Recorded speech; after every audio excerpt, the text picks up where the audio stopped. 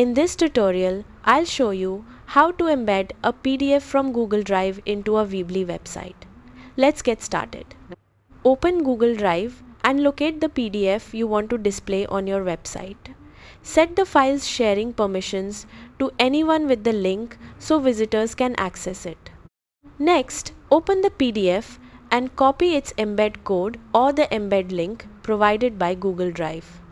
Now, sign in to your Weebly account and open the website where you want to display the PDF.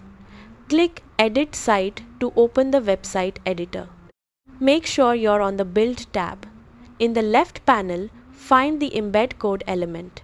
If you don't see it, click Show All Elements. Drag the embed code element onto your page where you want the PDF to appear. Click the element, select Edit Custom HTML and paste the embed code you copied from Google Drive.